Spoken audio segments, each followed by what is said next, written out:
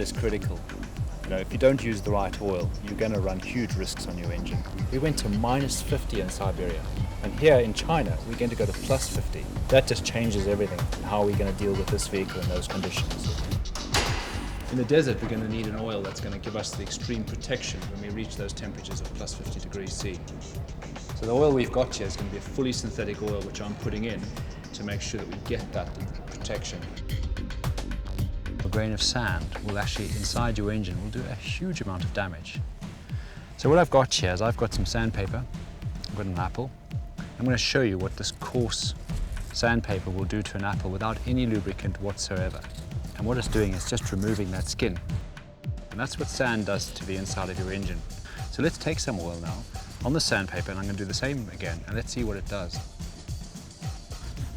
So right now, you can see that this is doing no damage to the apple. The oil is doing its job, it's protecting the skin. The oil is critical because it basically looks after the whole engine. And if the oil cleans the engine, for one, it's removing all the carbon buildups in the engine. It also lubricates the engine at a very, very high temperature. The key thing on oil is you've got to change it at the regular intervals. You need to make sure that you put good oil in the engine, and it's got to be changed regularly because the oil does get dirty. It picks up particles in the engine, unburnt fuel, and that contaminates the oil.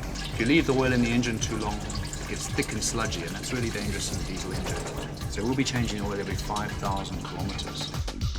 As long as you've got lubrication in that engine, it will endure those temperatures, but you've got to have the right oil. If you use the wrong oil in an engine at extreme heat, it can break down. And that's critical because then you stop lubricating the engine. And then you're running metal to metal, and that's when engine seizure occurs.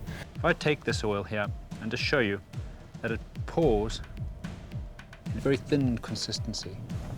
It's just a cheap oil, it's not a fully synthetic oil. So the oil we chose to protect the engines was a Shell Helix. It's a far superior fully synthetic oil.